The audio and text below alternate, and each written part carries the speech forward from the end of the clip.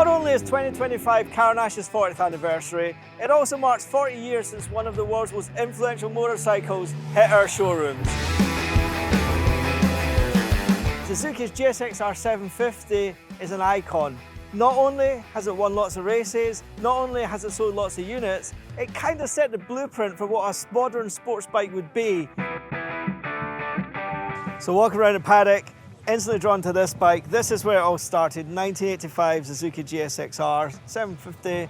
So what made this bike so different was the fact that it was really built for racing. Took a lot of its inspiration from Suzuki's factory endurance racing team, and it was all about lightness. They didn't make it liquid cooled, for example, because they wanted to keep that engine block as light as they possibly could, so it's air and oil cooled. That aluminium frame, really innovative of its time. Everything they could take weight off, they took weight off.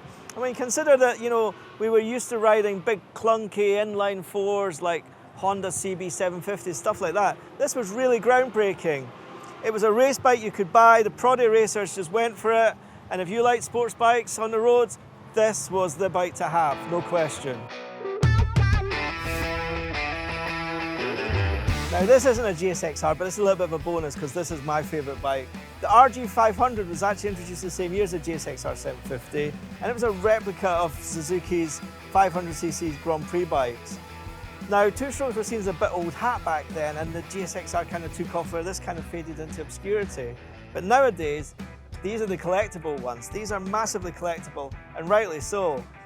If I win the lottery, I'm having one of these.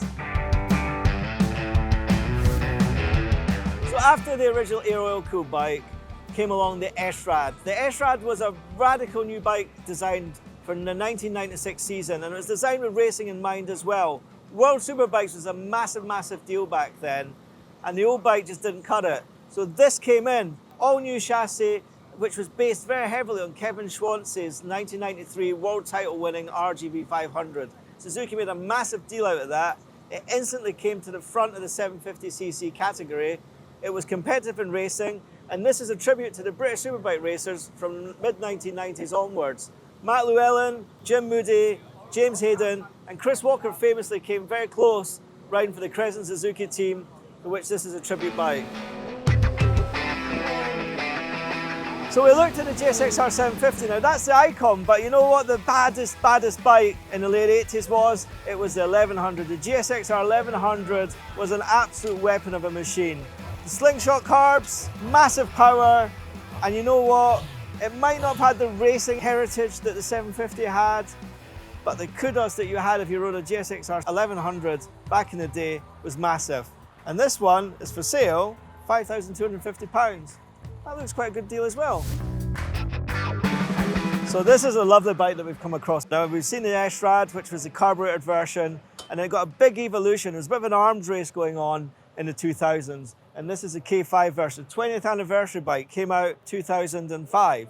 And this is just a lovely example of a bike that kind of just evolved. You've kind of got a bike that's got the chassis and the weight of a 600, but the extra power of a 750. I mean, it's such a great usable road bike. And this one in particular, you've got all the lovely details, the Yoshimura exhaust, which became synonymous with Suzuki. Lovely little bits in detail. And this was kind of the zenith of the GSX-R 750. Sports bikes kind of fallen out of favour a little bit in recent years, but this is still being raced in British Championship racing and still winning races. That's how good this motorcycle is.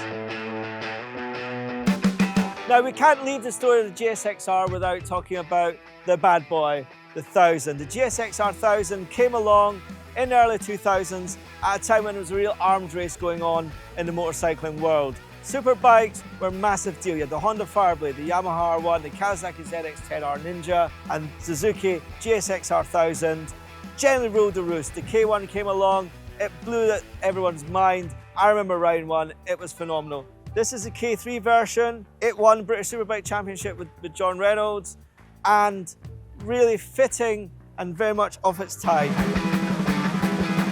And this is the final chapter in the GSX-R story. The 2017 GSX-R 1000R made 200 brake horsepower, full of trick, Grand Prix level technology, and even today the bike is still raced in World Endurance Championship where it's winning, and this bike here is homage to those endurance bikes.